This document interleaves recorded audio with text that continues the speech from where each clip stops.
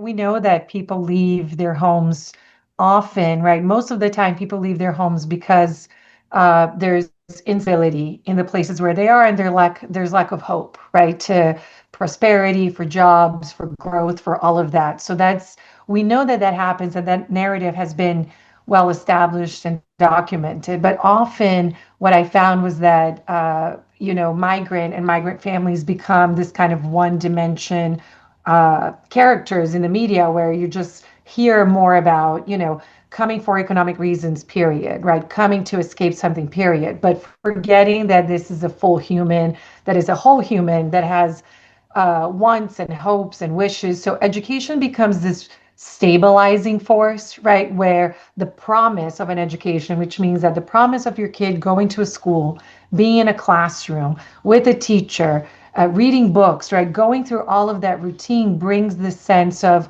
the sacrifice being worth it, right? So it's different, this idea of why do people leave, but also the education as really being this place where parents show care and show love towards their children, right? So that for me was a very important piece of the puzzle to be able to understand more profoundly and not just stay kind of in the normative narrative of why people leave. This research was really started in the first Trump right presidency, so that also felt incredibly complicated, right, for a lot of folks in terms of what was happening. And these families were detained and often separated, so a lot of their trauma of what happened was there in 2018, right? So the narrative that these families continue to live by, which for me is always incredibly inspiring, and the resistance that they show is that they're looking at this as another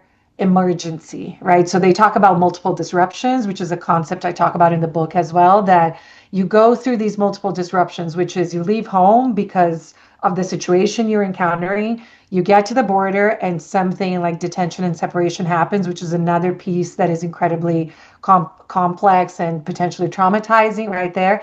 And then you get reunified, or you're in the United States, and then COVID happens, and then for a lot of these families they were essential workers and they had to really figure out how to support their children during that time.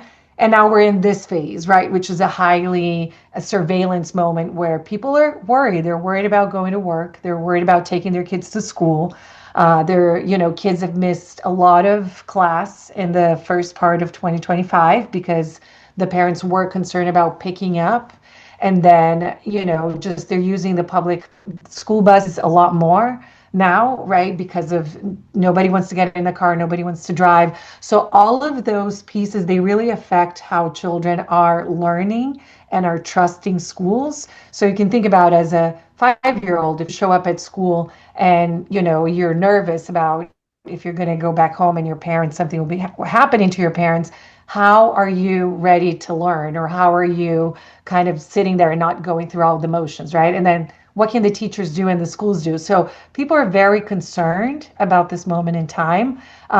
They're also resisting the narrative that everything is ruined, right? That there's no way, there's no hope forward. People remain very hopeful.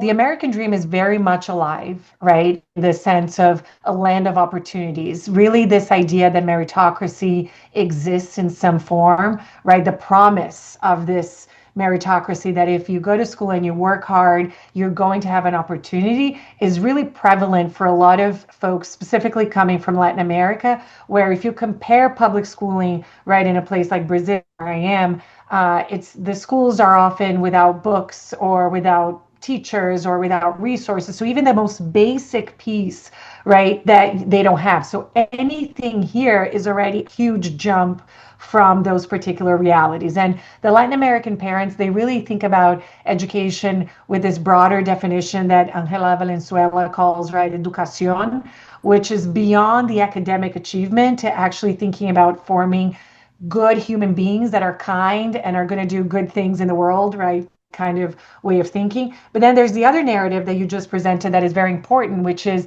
for some of the parents that are coming from countries where there is a specific way that education is done, definitely the US still has this appeal of, STEM education and creative education. And you can see how classrooms in the United States are still very much different, even from structures in East Asia or in Latin America, where you have circles and people raise their hands during a session or at a class. There isn't the deference to a teacher that you see in different places where kids have to stay quiet for most of the time. So for the parents that are able to decide to migrate and plan out a migration, or that is longer term, they can really center education in a different way and say, I want this type of education from our child.